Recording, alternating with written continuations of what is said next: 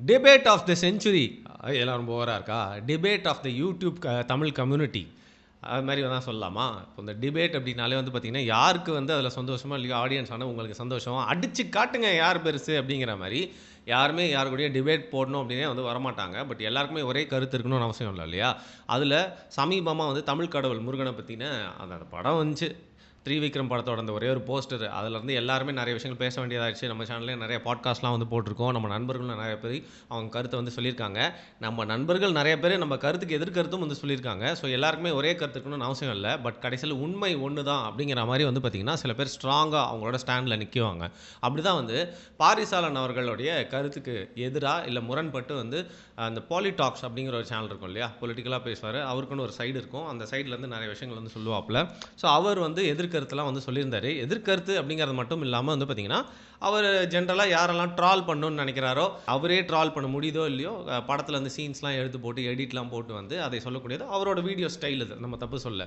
அதில் வந்து பார்த்திங்கன்னா குறிப்பாக நிறைய விஷயங்கள் வந்து அவர் செஞ்சிட்டாரு, அவர் உங்கள் கதையை முடிச்சிட்டாரு அப்படிங்கிற மாதிரி வந்து பார்த்திங்கன்னா பண்ணக்கூடிய வீடியோஸ் எல்லாம் வந்து கமெண்ட்லாம் பண்ணிட்டு இருந்தாங்க. அப்பேற்பட்ட சூழ்நிலையிலேருந்து ஒரு பாயிண்ட் ஆஃப் டைமில் யார் சொல்கிறது கரெக்டு இல்லை யார் சொல்கிறத உண்மையை மக்கள்கிட்ட கொண்டு போய் சேர்க்கணும் அப்படிங்கிற ஒரு சூழ்நிலை வந்தபோது தான் வந்து பார்த்திங்கன்னா பாரிசாலனுக்கும் பாலிடாக்ஸ் விக்கிக்கும் வந்து பார்த்திங்கன்னா ஒரு டிபேட் வரக்கூடிய ஒரு சூழ்நிலை வந்துச்சு. அதுலேருந்து இந்த டிபேட் நடக்கும்னு சொல்லிட்டு நீங்கள் எல்லாருமே ஆவலாக காத்துட்ருக்கீங்க. தெரியும் எப்போ நடக்க போகுது அப்படின்னு சொல்லிட்டு. அதுக்கப்புறம் தான் ட்விஸ்ட்டே. ஸோ 2 பேருமே டிபேட் வச்சுக்கலாம் அப்படின்னு முடிவு பண்ணதுக்கப்புறமா வந்து ஒரு இடத்த வந்து நம்ம விக்கி வந்து தேர்ந்தெடுக்கிறாப்புல. அந்த இடம் அப்படிங்கிறது ஒரு பொதுவான இடமா இல்லை. பேசு தமிழா பேசு அப்படிங்கிற சேனல் தான். என் பேசு தமிழா பேசு அப்படிங்கிற சேனலுக்கு நான் கூட போய் இன்டர்வியூஸ்லாம் கொடுத்துருக்கேன். அவங்களோட ஆஃபீஸ் டூர்லாம் கூட எடுத்திருக்கேன். பட் அந்த ஆஃபீஸ் டூர் வீடியோ ஷூட் பண்ணி முடிச்சதுக்கப்புறமா தான் அன்றைக்கி தான் எனக்கு வந்து பார்த்திங்கன்னா அதுக்கு முன்னாடி நான் பார்த்த பேசு தமிழா பேசு இல்லை, அது வந்து தமிழ் தேசியம் பேசிகிட்டு இருந்த சேனல் நான் நினச்சிட்டு இருந்தேன். அப்போ நம்ம பொலிட்டிக்கலி இந்த அளவுக்கு கூட இப்போ வந்து ரொம்ப அவேர்லாம் சொல்ல, இந்த அளவுக்கு கூட அவேர் இல்லை. அங்கே போனது தான் ஓகே, அவர் வந்து பிஜேபி சைடில் அந்த ஒரு பாயிண்ட் ஆஃப் வியூ வந்து சேனல் நடத்திட்டு இருக்காரு அப்படின்னு தெரிஞ்சது. ஒரு ரைட் விங் சேனலாக மாறிடுச்சுன்னு. ரைட்டோ தப்போ நம்ம எதுக்கு வந்து ஆதரவு கொடுக்குறோமோ இல்லையோ அவங்கவுங்க ஒரு சித்தாந்தத்தை தேர்ந்தெடுக்கிறது சப்போர்ட் பண்ணுறது அப்படிங்கிறது அவங்க இஷ்டம். ஸோ அப்பேற்பட்ட ஒரு ரைட் விங் சேனலோட ஸ்டூடியோவில் வந்து பார்த்திங்கன்னா நம்மளோட டிபேட்டை வச்சுக்கலாம் அப்படின்னு சொல்லிட்டு விக்கி வந்து சொல்லியிருந்தாரு. அப்போ தான் வந்து பார்த்திங்கன்னா ஜஸ்ட் பிகாஸ் நம்ம வந்து சேர்ந்து ட்ராவல் ஆகிறோம் அப்படிங்கிறது மட்டும் இல்லாமல் ரொம்ப நியாயமாகவே எனக்கு பட்டது எப்படின்னா, பாரிசாலன் அவர்கள் இதுக்கு முன்னாடி வந்து வீகன் டிபேட்டில் ஒரு டிபேட் வந்து நடந்திருக்கும். அதில் வந்து நம்மளோட வீகன் ஆக்டிவிஸ்ட் அரவிந்தும் பாரிசாலனும் பேசியிருப்பாங்க. அதற்கு வந்து ஒரு பொதுவான இடத்தை தேர்ந்தெடுத்து அங்கே வந்து அந்த டிபேட்டை வந்து கண்டக்ட் பண்ணியிருந்தோம். நிஜமாகவே சொல்கிறேன், நிறைய பேருக்கு தெரியாது. அவரோட டீமோட கேமரா குரூவோட மட்டும் இல்லாமல் பாதுகாப்புக்காகலாம் ஒருத்தர் வந்து கூப்பிட்டு வந்திருந்தார். இன்ஃபேக்ட் அவங்கெல்லாம் வந்து ஒரு மிக்சட் ஃபீலிங்ஸோடு தான் வந்திருப்பாங்க. பட் அந்த டிபேட் முடிஞ்சு கருத்துக்கள் வேறையாக இருந்தாலும் போகிறப்போ வந்து பார்த்திங்கன்னா எல்லாருமே வந்து ரொம்ப டீசெண்டாக இருந்துச்சு, ரொம்ப பக்காவாக இருந்துச்சு அப்படின்னு சொல்லிட்டு. இன்ஃபேக்ட் நான் பாதுகாப்புக்காக ஒருத்தர் வந்திருந்தார். அவரே வந்து பார்த்திங்கன்னா ரொம்ப ஃப்ரெண்ட்லியாக மாதிரி ஜாலியாகலாம் பேசிட்டு போயிருந்தார். ஸோ அதில் வந்து பார்த்திங்கன்னா கிளாஷ் ஆஃப் வேர்ட்ஸ் இருந்ததே தவிர்த்து கிளாஷ் ஆஃப் இண்டிவிஜுவல்ஸ் வந்து இல்லவே இல்லை. கடைசியில் வந்து ரொம்ப சுமூகமாக பேசி இன்ஃபேக்ட் பாரிசாலன் கூட அரவிந்தும் அவங்க மிஸ்ஸஸும் வந்து ஃபோட்டோலாம் வந்து எடுத்துகிட்டு போனாங்க. நம்ம எல்லாருக்கிட்டையும் நல்லா தான் வந்து பேசிட்டு போனாங்க. ஸோ அப்படி தான் வந்து அந்த சூழ்நிலையே வந்து இருந்துச்சு. அந்த மாதிரி ஒரு ப்ரொஃபஷனல் ஸ்டூடியோவில் வந்து பார்த்திங்கன்னா நம்ம ரெக்கமெண்ட் பண்ணுறப்போ பாரிசாலன் சைட்லேருந்து ரெக்கமெண்ட் பண்ணுறப்போ வந்து அதை ஏற்றுக்காமல் வந்து விக்னேஷ் வேறு ஒரு இடம் சொல்கிறாரு. அந்த இடம் என்னன்னு சொல்லிட்டு அட்ரஸ் வாங்கிட்டு வெளியில் வந்து ரிவீல் பண்ணாமல் வந்து பாரி அவருடைய நண்பர்கள்ட்ட சொல்லி அனுப்புகிறாரு அந்த இடத்த இன்ஸ்பெக்ட் பண்ணுறதுக்காக. அந்த இடம் வந்து ஏதோ ஒரு ஸ்டூடியோவாக இருக்கும் அப்படின்னு பார்த்தா ஃபர்ஸ்ட் ஆஃப் ஆல் அது வந்து ஒரு ஸ்டூடியோவே இல்லை. அது வந்து ஏதோ ஒரு சங்கத்துடைய ஹால் மாதிரி இருக்கக்கூடிய ஒரு கட்டணம். பேசிக்லி இப்போ வீகன் டிபேட் அப்படிங்கிறது வேறு, அதுவே ஒரு சென்சிட்டிவான டாபிக். அப்படின்னா இப்போ வந்து ஒரு நம்பிக்கையை சார்ந்து பேசுகிறோம் அப்படின்னா எந்த அளவுக்கு ஒரு சென்சிட்டிவான டாப்பிக்காக இருக்கும். அது மட்டும் இல்லாமல் ஒரு டிபேட் அப்படிங்கிறத வந்து பார்த்திங்கன்னா ஒரு பர்சனலாக ஒரு ஸ்டூடியோக்குள்ளே நடத்துகிறப்போ அது வீடியோவாக அப்லோட் பண்ணுறப்போ ஆடியன்ஸ்லாம் பார்த்து அவங்க ஒரு ஜட்ஜாக மாதிரி தான் வந்து அந்த வீகன் டிபேட்டில் இன்ஃபேக்ட் பாரி போஸ்ட் பண்ண அவரோட சேனல் அந்த வீடியோ கீழேயும் சரி, அரவிந்த் போஸ்ட் பண்ண அவரோட வீடியோ கீழேயும் எல்லாருமே போய்ட்டு அவங்களோட தீர்ப்பை வந்து அளிச்சிருந்தாங்க. அதே மாதிரி தான் வந்து அந்த வீடியோ அப்படிங்கிறத ப்ரொஃபஷனலாக எடுத்து அவங்க 2 பேருக்குள்ளேயும் வந்து கருத்து பரிமாற்றம் நடந்து அதுக்கப்புறம் வீடியோ போட்டால் மக்கள் அதை பார்த்துட்டு போகிறாங்க. பட் ஒரு ஹால் மாதிரி இடத்துல வந்து பார்த்திங்கன்னா ஒரு ஷூட்டிங்கை வச்சோம் அப்படிங்கிற பட்சத்தில் அங்கே ஆடியன்ஸுன்ற பேரில் சில மக்கள் அங்கேயும் கூடுறாங்க அப்படின்னா ஏற்கனவே நம்ம சொன்னோம் இந்த சென்சிட்டிவ் டாபிக் அப்படிங்கிறதுனால அந்த இடத்துல எந்த ஒரு அசம்பாவிதமும் வந்து நேரிடலாம். ஆனால் என்னை பொறுத்தவரைக்கும் இதில் ஒரு பர்சனல் ஒப்பீனியனும் இருக்குது. கஷ்டப்பட்டு வந்து பார்த்திங்கன்னா 2 பேருமே அவங்களோட டைமு வேலையெல்லாம் விட்டுட்டு நிறைய பேரோட தூண்டுதலின் பேரில் வந்து பார்த்திங்கன்னா இன்னொரு சைடில் வந்து ஒரு நம்பிக்கையின் பேரில் இதன் மூலியமாக உண்மையை கொண்டு போய் சேர்க்கணும் அப்படின்னு சொல்லி டிபேட்டுக்கு வர்ற சூழ்நிலையில் டெக்னிக்கலி அதை வந்து பார்த்திங்கன்னா ப்ராப்பராக ஷூட் பண்ணி பதிவு பண்ணணும். அப்படி பதிவு பண்ணால் மட்டும்தான் வந்து பார்த்திங்கன்னா வீடியோவில் எந்த ஒரு குளறுபடியும் ஏற்படாமல், ஆடியோவில் எந்த ஒரு குளறுபடியும் ஏற்படாமல் கரெக்டாக அதை ரெக்கார்ட் பண்ணி அதை வந்து எந்த ஒரு பிரச்சனையுமே இல்லாமல் மக்கள்கிட்ட கொண்டு போய் யூடியூப் மூலிமா சேர்க்க முடியும். ஸோ ஸ்டூடியோ இல்லாத ஒரு இடத்துல வந்து பார்த்திங்கன்னா நம்ம பண்ணுறோம் அப்படிங்கிற பட்சத்தில் ப்ரொஃபஷனலாகவும் இருக்காது, ஆடியோ வீடியோ எதுவுமே நல்லா இருக்காது, ஆம்பியன்ஸ் நல்லா இருக்காது. அப்படிங்கிற பட்சத்தில் என்ன கோளாறு வேணால் அந்த டைமில் ஏற்படலாம். அதனால் அந்த எஃபர்ட்டே வந்து வீணாயிரும். இதனாலேயே வந்து பார்த்திங்கன்னா திரும்பவும் பாரியோட தரப்புலேருந்து ஒரு ஸ்டூடியோ புக் பண்ணுங்க அப்படின்னு சொல்லிட்டு விக்கி கிட்ட சொல்லப்படுது. அவர் திருப்பியும் ஸ்டூடியோ எதுவுமே புக் பண்ணாமல் ஹால் மாதிரியான இடமே வந்து புக் பண்ணுறாரு. அந்த நேரத்தில் தான் வந்து பார்த்திங்கன்னா இது ஏற்கனவே ஒரு சென்சிட்டிவான டாப்பிக்காக இருக்கிறதுனால அது வந்து ஒரு க்ளோஸ்டான ப்ராப்பர் அட்மாஸ்பியராக ரெண்டு பேருக்குமே சேஃபான ஒரு ப்ரொஃபஷனல் அட்மாஸ்பியராக இல்லாத பட்சத்தில் ஏதாவது ஒரு அசம்பாவிதமோ ஏதாவது ஒரு வார்த்தை பரிமாற்றம் வந்து தேவையில்லாமல் நடந்துட்டா அது வந்து தேவையில்லாத ஒரு செயின் ரியாக்ஷன்ஸை ஏற்படுத்தும். அப்படிங்கிறனால தான் பாரி என்ன சொல்கிறாரு, நாங்கள் ஏற்கனவே சேஃபாக கண்டக்ட் பண்ணோம் ஒரு டிபேட்டு, அது வந்து பார்த்திங்கன்னா ஏற்கனவே ஏர் பண்ணியிருக்கோம், நீங்களே பார்த்துருக்கீங்க. ரொம்ப ஆக்சுவலாக நிஜமாக ரொம்ப பெரிய ஒரு க்ரீன் மேட் ஸ்டுடியோ, நம்ம எல்லாருமே யூடியூபர்ஸ் எல்லாருமே ஷூட் பண்ணக்கூடிய ஒரு பிரபலமான ஒரு ஏரியாவில் தான் இருக்குது. அங்கே தான் வந்து வர சொல்கிறோம். அதற்கு பக்கத்து தெருவிலே திருப்பி விக்கி வந்து பார்த்திங்கன்னா ஸ்டூடியோன்ற பேரில் ஒரு இடத்த வந்து புக் பண்ணுறாரு. அதுக்கப்புறம் ப்ரோவோக்கிங்காக நிறைய காணொலிகள்லாம் வெளியிட்டாரு. பக்கத்து தெருக்கு வாங்க, கம்ஃபர்ட் ஜோன் வந்து வெளில வாங்க அப்படின்னு சொல்லிட்டு. இதில் இன்னொரு விஷயமும் நடந்தது. நம்ம நண்பர் வந்து அவர்கிட்ட போயிட்டு நான் விக்கியோட நம்பர் கேட்டேன். அவர் வந்து என்கிட்ட நீ கேட்டு வாங்கித்தா அப்படின்னு சொன்னோன்னா நான் போய்ட்டு இன்ஸ்டாகிராமில் வந்து பார்த்திங்கன்னா ஒரு பர்சனலாக இதுக்கு முன்னாடி அவர்கிட்ட நம்ம பேசினதும் இல்லை, அவர்கிட்ட நட்பும் இல்லை, முரணும் நம்ம கூட இருந்ததில்லை. அவரோட வீடியோஸில் சொல்லக்கூடிய கருத்துக்கள் நிறைய முரண் இருக்கலாம், மற்றபடி தனிப்பட்ட ரீதியாக எந்த ஒரு பிரச்சனையும் இல்லை. நான் போய்ட்டு அவர்கிட்ட கேட்டிருந்தப்போ அவர் வந்து ரொம்ப கொதி நிலையில் இருந்தாரா, கோவத்தில் இருந்தாரா, இல்லை நம்ம மேலே வந்து பார்த்திங்கன்னா ஏதோ ஒரு காரணத்தினால வெறுப்பா ஒரு எனிமி மாதிரி பார்க்குறாரா என்னன்னு தெரியல. ரொம்ப வந்து கோபமாக, ஏன் நீங்கள் பேசுகிறீங்க, பாரிலாம் பேச மாட்டாரா, அவரோட ஐடியில் மெசேஜ் பண்ண சொல்லுங்கள் அப்படிங்கிற மாதிரி வந்து நான் இன்னும் பாரி சொல்லி தான் பேச வந்தேன் அப்படிங்கிற மாதிரி என்னோட இண்டிவிஜுவலாக அவர் பார்க்காம வந்து அப்படி வந்து கேட்டுகிட்டே இருந்தார். நான் சொல்கிறேன் திருப்பி, ஏங்க எனிமி மாதிரி பார்க்குறீங்க, நான் உங்கள்கிட்ட சில விஷயங்கள்லாம் பேசணும் கேட்கணும்னு நினைக்கிறேன் இந்த ரிகார்டிங் த டிபேட் அப்படிங்கிறப்போ வந்து டிபேட் உங்களுக்குமா எனக்குமா இல்லை பாரிக்கா அப்படின்னு சொல்லிட்டு திருப்பியும் பேசினார். இல்லைங்க ஏங்க எப்படி கோவப்படுறீங்க அப்படின்னு கேட்டால் வந்து பார்த்தீங்கன்னா அந்த சாமி கிட்ட தான் பேசுவேன், மணியாற்றவங்கிட்டலாம் பேச மாட்டேன் அப்படிங்கிற மாதிரி வீடியோஸ்லாம் வந்து அனுப்பி விட்டார். எனக்கு ஒரு பாயிண்ட் ஆஃப் டைமில் நம்மளும் மனுஷன் தானே, ஒரு செகண்டில் வந்து டக்குன்னு அஃபெண்டடாக நான் ஃபீல் ஆகிட்டேன். அப்புறம் யோசிச்சு பார்த்தேன், ஓகே நம்மளுக்கும் அவருக்கும் நிஜமாவே இதுக்கு முன்னாடி தனிப்பட்ட விரோதம் எதுவும் இல்லை, நம்ம ஏதாவது வார்த்தைகள் பேச போய் வந்து பார்த்திங்கன்னா அதுவே வந்து இந்த டிபேட்டில் ஒரு தவறான ஒரு முன்னுதாரணம் மாதிரி ஆயிடக்கூடாது அப்படின்னு சொல்லிட்டு சரிங்க நீங்கள் ஏதோ பேட் மூடில் இருக்கீங்கன்னு தெரியுது, டேக் கேர் அப்படின்னு ஒரு மெசேஜ் வந்து அனுப்பிட்டேன். அதற்கப்புறம் தான் பாரி அவரும் பார்த்திங்கன்னா ஒரு ஃபோன் கான்வர்சேஷன் வந்து பேசியிருக்காங்க. அதை குறித்து வந்து பாரி அவரோட சேனல்லையும் சொல்லியிருக்காரு. அதில் அதை வெளியிடுறது நல்லா இருக்காது, பர்சனல் கான்வர்சேஷன்றதுனால அவங்க ரெண்டு பேருக்குள்ளேயும் சேஃப்டிக்காக அதை வந்து ரெக்கார்ட் பண்ணி வந்து வச்சிருக்காரு Paari with the knowledge of Vicky. அதற்கப்புறம் ஒரு ஆடியோ தான் பேசினதை மட்டும் பார்த்திங்கன்னா வந்து வெளியிடுறாரு. அந்த ஆடியோ வந்து அந்த வீடியோட எண்டில் நான் வந்து ப்ளே பண்ணுவேன். அதில் வந்து விக்கி அவர்கள் என்ன மாதிரி இதை வந்து மடைமாற்றம் பண்ண ட்ரை பண்ணுறாரு, பாரி ஃபர்ஸ்ட்டில் வந்து என்ன மீனிங்காக அந்த டிபேட்டை நடத்தணும்னு சொல்கிறாரு, அவருடைய கருத்து என்ன, அண்ட் விக்கி எதிரியாக பார்க்கல, விக்கி ஒரு டூலாக யூஸ் பண்ணி இந்த உண்மையை மக்கள்கிட்ட கொண்டு போய் சேர்க்கணும்னு சொல்கிறாரு, ஏன் ப்ரொஃபஷனலாக ஒரு இடத்துல ஷூட் பண்ணணும்னு சொல்கிறாருன்னு சொல்லிட்டு எல்லாமே அது வந்து விளக்கி சொல்லியிருந்தார். அதையும் தாண்டி இதான் என்னோட ஃபைனல் கால், பக்கத்து தெருக்காக வாங்க அப்படின்னு சொல்லிட்டு வந்து பார்த்திங்கன்னா விக்னேஷ் வந்து எந்த மனநிலையில் அதை சொல்கிறாரு அப்படின்னு தெரியல. அவர் ப்ரொவோக் பண்ணணுன்னு ட்ரை பண்ணுறாரா இல்லை நிஜமாகவே கோவமாக இருக்காரா, டக்குன்னு பார்த்தீங்கன்னா அவருக்கு பக்திலாம் வந்து ரொம்ப அதிகமாகி ஒரு அட்டையரில் வந்து பேசிகிட்டு இருக்கார் அந்த வீடியோவில். ஃபைன். ஆனால் எல்லாருமே என்ன சொல்கிறாங்க, என்னப்பா அது டிபேட் நடக்குமா நடக்காதா அப்படின்னு சொல்லிட்டு கேட்டுகிட்டே இருக்காங்க. நம்மகிட்டயும் அது மாதிரி வந்து கேட்டே இருக்காங்க. இப்போது இருக்கிற சூழ்நிலை வரைக்கும் பார்த்தீங்கன்னா ரெண்டு பேருமே கடைசியாக பேசி வச்சது ஒரு ப்ராப்பர் ப்ரொஃபஷனலான ஸ்டூடியோ ஒன்று டிசைட் பண்ணிட்டு நீங்களே சொல்லுங்கள் விக்னேஷ், அதில் வந்து நான் வந்து கலந்துக்கிறேன், அதையும் தாண்டி ரெண்டு பேருமே இந்த இடத்துக்கு உண்டான காஸ்ட்டை பகிர்ந்துக்கலாம் அப்படின்றது தான் பாரியோடைய வள்ளல் மீடியா தரப்பில் வந்து சொல்லப்பட்டிருக்கு. ஸோ விக்னேஷ் கிட்ட தான் ball is on his court, அவர் தான் வந்து முடிவு எடுக்கணும் இந்த நேரத்தில். இதுதான் இந்த டிபேட்டுடைய ப்ரிவ்யூ. இதையும் தாண்டி இந்த டிபேட் வந்து தேர்ஸ்டே இவங்க ரெண்டு பேருமே ஒத்துக்கிட்ட மாதிரி நடக்கிறதுக்கான வாய்ப்பு இருக்குது இப்போ வரைக்கும். பட் ரெண்டு பேருமே வந்து இது வரைக்கும் நடக்குதா இல்லையான்னு சொல்லி கன்ஃபார்ம் பண்ணல. அப்படி கண்டிப்பாக நடந்துச்சு அப்படின்னா அந்த டிபேட்டில் போயிட்டு நானும் பார்த்து அந்த டிபேட்டை லைவாக வந்து என்ஜாய் பண்ணலாம் அப்படின்னு இருக்கேன். அது மட்டும் இல்லாமல் அந்த டிபேட் வெளியானதுக்கு அப்புறமா அந்த டிபேட்டில் பிஹைண்ட் த சீன்ஸில் என்னென்னலாம் நடந்துச்சு அப்படிங்கிறதையும் வந்து பின்னாளில் உங்கள்கிட்ட ஒரு காணொலி மூலிமா தெரிவிக்கிறேன். நம்ம சேனலில் நிறைய கருத்துக்கள் சொல்கிறோம், ரொம்ப சென்சிட்டிவான டாபிக்ஸ் நிறையா எடுக்கிறோம். அதில் வந்து பார்த்திங்கன்னா இது வரைக்கும் எந்த ஒரு நம்பிக்கையுமே வந்து துன்புறுத்தாமல் தான் நம்ம வந்து பேசியிருக்கோம். பாசிட்டிவ் சைட்ஸ் தான் வந்து பேசியிருக்கோம். நம்மளுக்கு சில நம்பிக்கைகள் மேலே நாட்டமே இல்லை, நம்ம அதை நம்பலைனா கூட வந்து பார்த்திங்கன்னா பாசிட்டிவான சைட்ஸ் தான் வச்சுருக்கோம். இன்ஃபேக்ட் நம்ம பர்சனலாக நம்புற நம்பிக்கையை பற்றி கூட அதிகமாக பேசாத ஒரு சேனல் தான். அந்த வகையில் வந்து இன ரீதியாக எனக்கு வந்து நிறையா பற்று இருக்கு தாண்டி வந்து மத ரீதியாகவோ இல்லை வந்து பார்த்திங்கன்னா இந்த சாமி நம்பிக்கை ரீதியாகவோ வந்து பார்த்திங்கன்னா என்னை எப்போவுமே முன்னெடுத்து விரும்பினதும் இல்லை. அது இந்தியனுடைய ஒரு முதல் அடையாளமாகவும் நான் வந்து வச்சுக்க மாட்டேன். ஃபார் எக்ஸாம்பிள், நீ வந்து தமிழனா இல்லை கிறிஸ்தவனா அப்படின்னு கேட்டால் நான் தமிழன் தான் அப்படின்னு சொல்லிட்டு போவேன். உனக்கு மொழி முக்கியமா இல்லை நம்பிக்கை முக்கியமானு கேட்டால் எனக்கு மொழி தான் முக்கியம்னு சொல்லிட்டு போவேன். பட் இந்த மாதிரி எல்லாராலையும் சொல்ல முடியுமா சொல்லுங்கள்? சொல்லணும்னு அவசியம் இல்லை. அந்த ஒரு ரீதியில் எனக்கு பொதுவாக நாலேஜ் ஷேரிங் அப்படிங்கிறனால தான் நம்ம இந்த விஷயத்தெல்லாம் வந்து பார்த்திங்கன்னா நிறைய கான்டென்ட்லாம் பண்ணியிருக்கோம். பட் சில பேர் அதை வந்து ஒரு மாதிரி வந்து புண்படுத்தும், தவறான ஒரு பார்வையில் கொண்டு போய் விடும், சென்சிட்டிவான விஷயத்தை டிஸ்டர்ப் பண்ண மாதிரி இருக்கும் அப்படிங்கிற எந்த ஒரு ரீசனும் வந்துடக்கூடாதுன்னு சொல்லிட்டு தான் நம்ம ஒரு ஸ்பெக்டேட்டராக இந்த டிபேட்டை வந்து தூரத்துலேருந்து வந்து பார்க்க போகிறோம். இந்த டிபேட் வந்து ஆப்வியஸ்லி ஹெல்த்தியாக நடக்கும் அப்படின்னு நம்புவோம். தேவையில்லாமல் இதை காரணமாக வச்சு நிறைய பேர் வந்து பார்த்திங்கன்னா டாக்ஸிசிட்டியை வந்து ஸ்ப்ரெட் பண்ணுற மாதிரி கருத்துக்கெல்லாம் வைக்காதீங்க. இது நடக்கிறதே வந்து ஒரு நாலேஜ் ஷேரிங்காக தான். நிறைய பேர்கிட்ட வந்து பார்த்திங்கன்னா ஒரு கடுமையானன்னு சொல்ல முடியாது, ஒரு ஸ்ட்ராங்கான ஒரு டிபேட்டோ இல்லை ஒரு கான்வர்சேஷனோ நடந்தால் தான் அதன் மூலியமாக பல பேரோட கண்கள் வந்து திறக்கும். அப்படின்னா இந்த மாதிரி டிபேட்ஸ்லாம் வந்து என்கரேஜ் பண்ணப்படணும். ஸோ என்ன நடக்குது அப்படிங்கிறத பொறுத்து இருந்து பார்ப்போம். ஸோ பாரி அவர்களுடைய வாதம் என்ன, அவர் எதற்காக இந்த டிபேட்டுக்கு ஒத்துக்கிட்டாரு, அவர் என்ன சொல்கிறாரு அப்படிங்கிறத அவர் வாயிலே சொல்லியிருக்காரு. அந்த ஒரு ஆடியோவை தான் இப்போ நம்ம வந்து போட போகிறோம். இதோட இந்த வீடியோ முடியுது.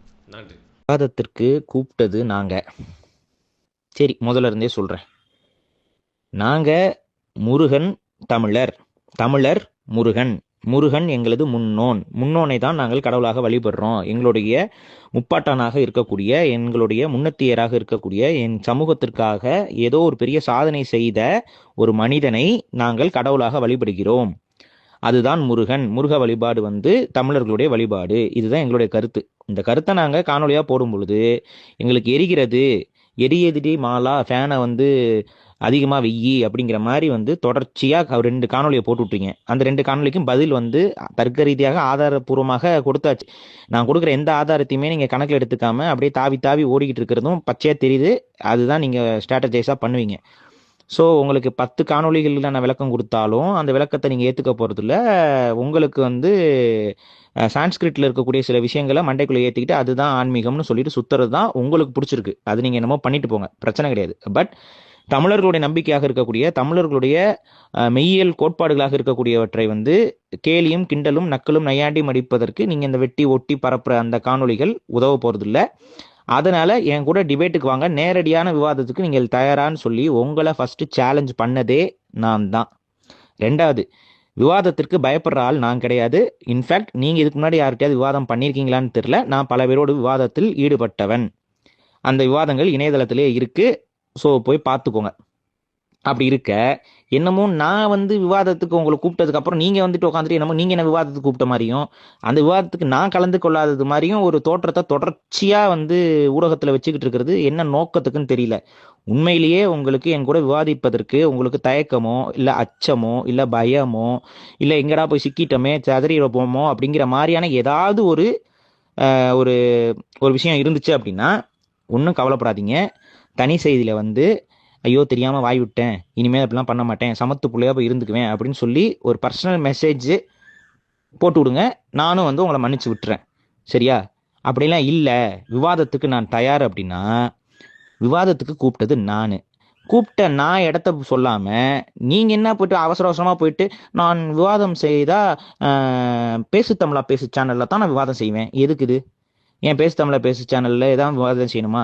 அந்த பேசு தமிழா பேசு சேனலை ஏன் நாங்கள் அவாய்ட் பண்ணுறோன்னா, ஒன்று, அவங்க வந்து முழுக்க உங்களுடைய கருத்தியல் கொண்டவர்கள்.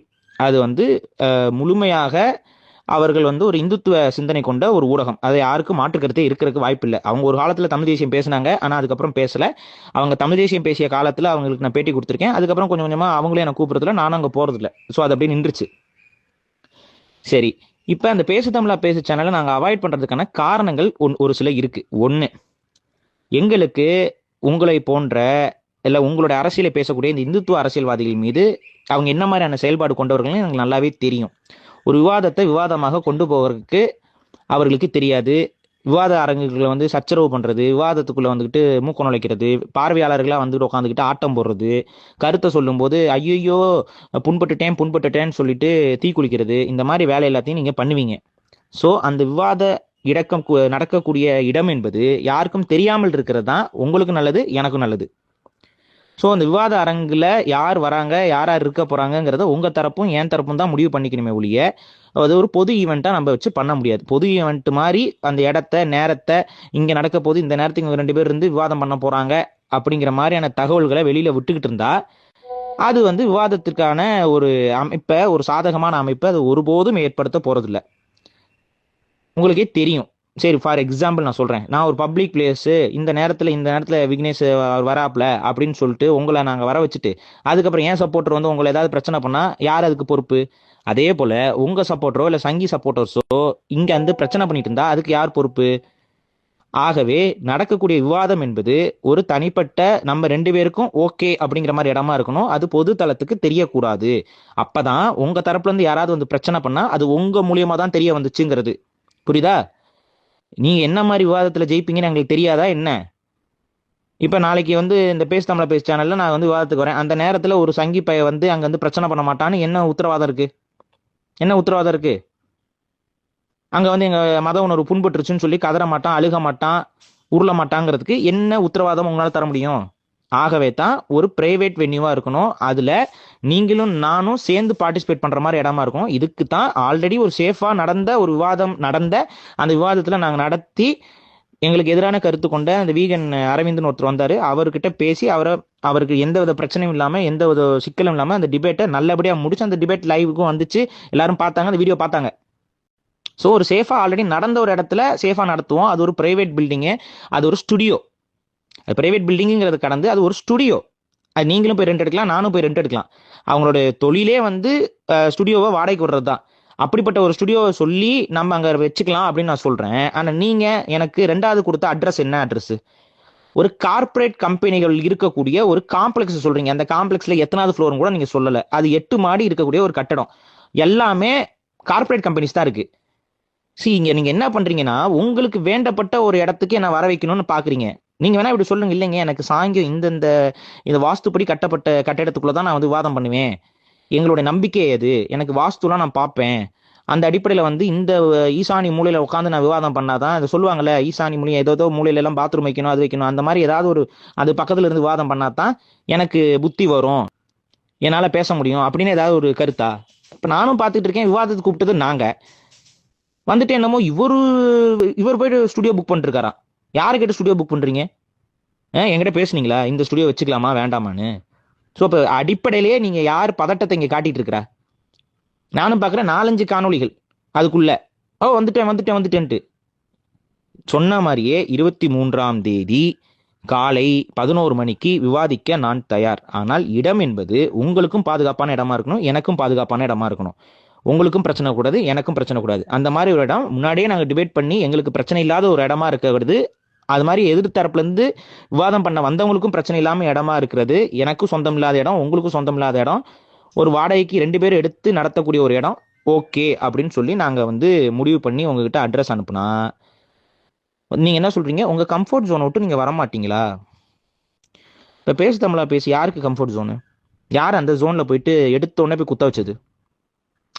உண்மையாவே டிபேட் பண்றதுக்கு உங்களுக்கு திராணி இருந்துச்சுன்னா சொன்ன இடத்துல வந்து நின்று டிபேட் பண்ணுங்க. உங்களுடைய பாதுகாப்புக்கு நான் கேரண்டி. இவ்வளவுதான் என்னால சொல்ல முடியும். சும்மா வந்துட்டு இங்க வா அங்க வான்னு இந்த மாதிரி அலக்கழிச்சுக்கிட்டு இந்த மாதிரி விளையாண்டுகிட்டு இருக்க போக்கெல்லாம் வேண்டாம். உண்மையாவே விவாதிக்கிறதுக்கு திராணி இருந்துச்சுன்னா சொன்ன இடத்துல வந்து விவாதிங்க. அந்த இடத்துல அது விவாதத்துக்கானது. நீங்களும் பணம் கட்டணும், நானும் பணம் கட்டணும். 2 பேரும் சேர்ந்து கட்டித்தான் அந்த இடத்துல வந்து விவாதம் செய்யறதுக்கு முடியும்.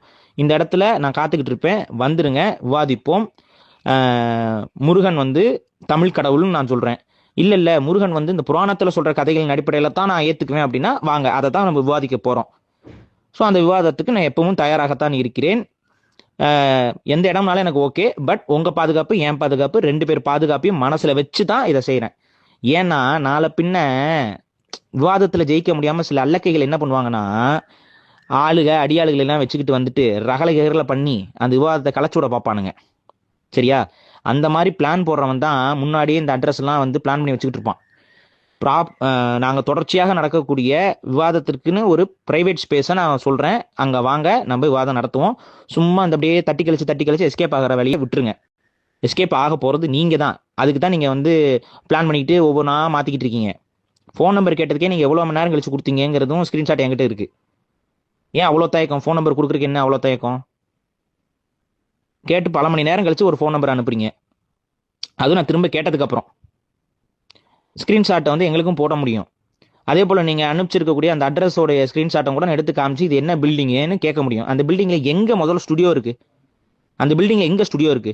முழுக்க முழுக்க கார்ப்பரேட் ஆஃபீஸ். அப்ப யாரோ உங்களுக்கு வேண்டப்பட்டவருடைய நிறுவனங்கள் இருக்கக்கூடிய இடம். நாளை பின்ன நாங்க வந்து விவாதத்துக்கு அங்க வந்தா நாங்க கூப்பிடவே இல்லை, இவங்கெல்லாம் நீங்க பிரச்சனை பண்ணாங்கன்னு சொல்லி ஏதாவது ஒரு உல்டா இந்த இந்த கபட நாடகங்கள் பண்ணி நீங்க உருட்டி விட்டு போகலான்னு பிளான் பண்றீங்க. அதுக்கெல்லாம் இடம் கொடுக்க முடியாது. ஒரு ஸ்டுடியோவா இருக்கணும், அது பக்கசார்பற்ற ஸ்டுடியோவா இருக்கணும். ரெண்டாவது, அங்க நீங்களும் பணம் கட்டணும், நானும் பணம் கட்டணும். 2 பேர் தரப்புலையும் பணம் கட்டித்தான் அந்த ஸ்டுடியோ எடுக்கப்படும். அப்படி ஒரு இடம் ஆல்ரெடி நாங்க எடுத்து விவாதிச்ச ஒரு இடமும் இருக்கு. அதை நான் உங்களுக்கு சொன்னேன். இல்ல அந்த இடம் எனக்கு வாஸ்துப்படி சரியா வராது அப்படின்னு நீங்க சொன்னீங்கன்னா வேற ஒரு இடம் அதே மாதிரி நம்ம பதிவு பண்ணுவோம். 2 பேரும் கலந்து பேசி பண்ணலாம், ஒன்றும் பிரச்சனை கிடையாது. சொன்ன நாள்ல சொன்ன நேரத்துல விவாதத்தை வச்சுக்கலாம். ஸோ இந்த உருட்டுற வேலையெல்லாம் விட்டுட்டு ஒரு ப்ராப்பரான ஒரு டிஸ்கஷனுக்கு தயாராகுங்க.